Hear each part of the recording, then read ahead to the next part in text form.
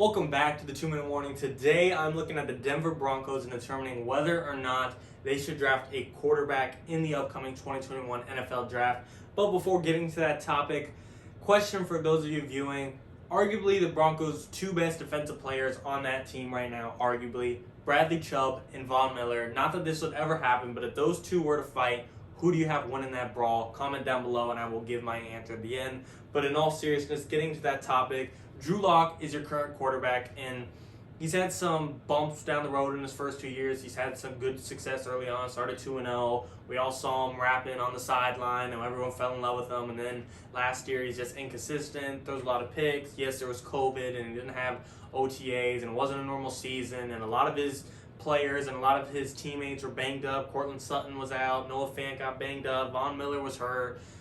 So on. I mean, a lot of the Broncos team was hurt. But in the NFL draft, he had the 9th overall pick, and you can't tell me it is not tempting to draft a quarterback. Looking at the entire roster, I don't want to say they're in a win-now situation, as in it's win now or never, but this is a team that can win now, I think, if they had the right guy. Like I said, they have a good roster. Melvin Gordon in the backfield. He's not the same guy he used to be with the Chargers, but he's still a good starting running back. The receiving core, when healthy, has Courtland Sutton, who in my opinion is a very underrated receiver in the NFL. Then you got the young Jerry Jeudy and a reliable Noah Fant. Offensive line is pretty solid. You got Garrett Bowles and Juwan James. When healthy, is holding it down at the tackle position. And then looking at that defense, it is very lethal. You got Bradley Chubb and Von Miller controlling and kind of captaining that pass rush 100%.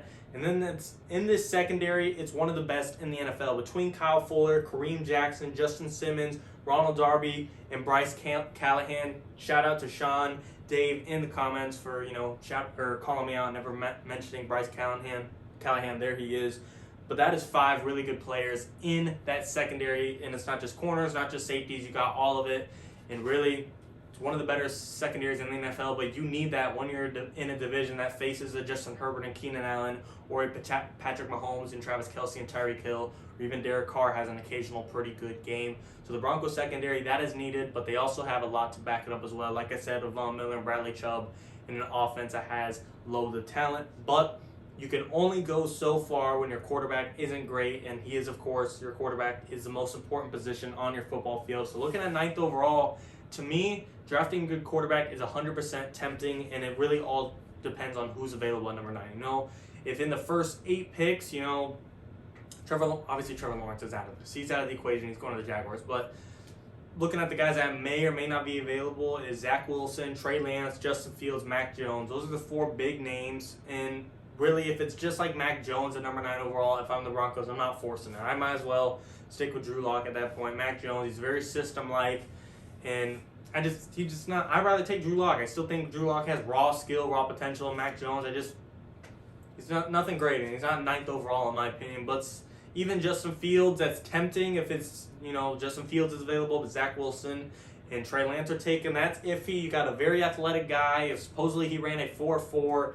He has a big arm. He's got an accurate deep ball. He has decent QB vision. It'd be interesting to see what they would do at number 9 if Justin Fields is around. But to me, somehow, some way, one of these 2 guys falls, Zach Wilson or Trey Lance. You take the gamble and you roll with them. Zach Wilson, it's pretty well known why you take Zach Wilson. He's the 2nd best quarterback in the NFL draft. In 9 out of 10 drafts, he'd be number 1 overall pick if it weren't for this generational talent in Trevor Lawrence. So if he falls that far, miraculously somehow, there's no way he does, in my opinion. He falls past the Jets, Dolphins, Panthers, Eagles, Falcons, Lions. There's no way Zach Wilson doesn't fall to one of those guys, but anything can happen in the NFL. I mean, the NFL draft is weird. There's always a guy that falls in the draft and no one thought he'd fall, so it's possible. And if he falls there, to me, the Broncos got to jump on that. He's a top prospect. He's the 2nd best quarterback in this draft. He'd be the number 1 quarterback in most other drafts, and you know what you're getting out of him. A very consistent guy.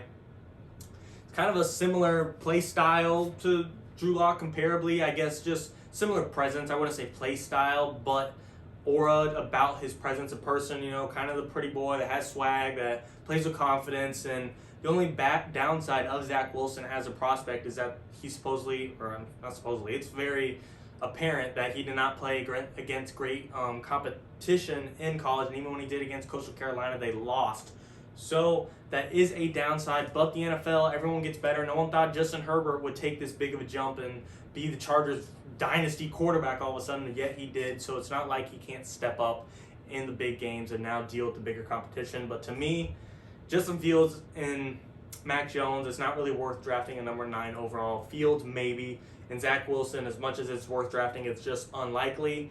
And then at Trey Lance, that's the sweet spot to me. Trey Lance, that's a gamble at number 9. If he falls to you, you got a little bit of luck, but he is a wild card. You don't know what you're getting. He's a question mark. When he played in college, he had great stats. He had good numbers. He put up great offensive things that you want to see in a quarterback, but the amount of time he played in college is so limited that the Broncos know he is a risk. They don't entirely know what they're getting. They think they know what they're getting, but he is a big question mark, and therefore it is a gamble. But to me, it is a gamble the Denver Broncos should and need to take. I've heard everyone say that as an NFL an analyst or NFL fan, Trey Lance has the most upside of any quarterback in this NFL draft, even just as much upside as Trevor Lawrence, just because of the type of athlete he is and the amount of potential we think he has.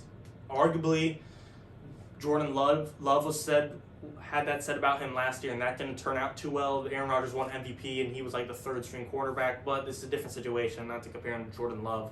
So I do think I'm taking the gamble on Trey Lance if I'm the Broncos, just because at number 9 overall, what are you really going to get outside a quarterback that's going to take your team to the next level? Yeah, you could draft a Patrick Surtain or Caleb Farley, and now you for sure have the number 1 secondary in the NFL, or you could draft Rashawn Slater or Christian Darrisaw or Elijah Vera Tucker or whatever tackle you want to take, and now you have a really good offensive line, or you could take another receiver such as Devontae Smith, and you might have the top receiving core in the NFL between Devontae Smith, Jerry Jeudy, Cortland Sutton, and Noah Fant.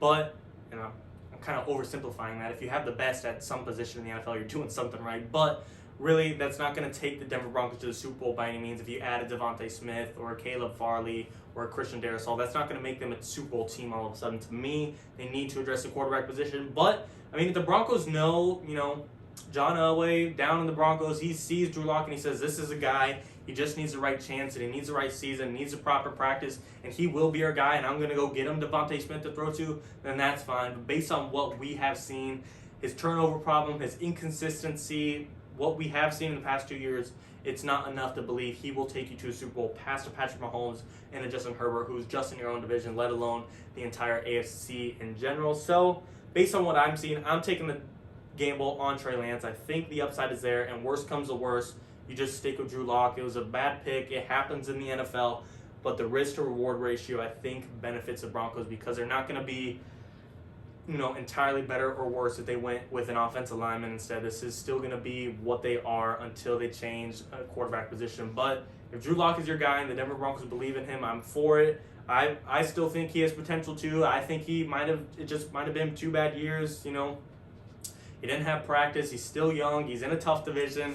I get it. But overall, if I'm the Broncos, I'm looking at Trey Lance. And possibly I'm even entertaining the idea of trading up the NFL draft. I'm pretty high on Trey Lance. And if Zach Wilson, you could trade up for the right price, entertain the idea, at least see what it costs. Everyone has a price. See what it's worth. To me, I'm moving off of Drew Lock if I'm the Denver Broncos overall. But comment down below what you think. Are you a fan of Drew Lock? Are you a fan of these quarterbacks in the NFL draft? I think it'd be a little different if the Broncos had a better pick. If they're looking at number 5 overall and there's a good chance to get Trey Lance rather than, just hoping he falls in. But more realistically, you're looking at a Justin Fields. That changes things.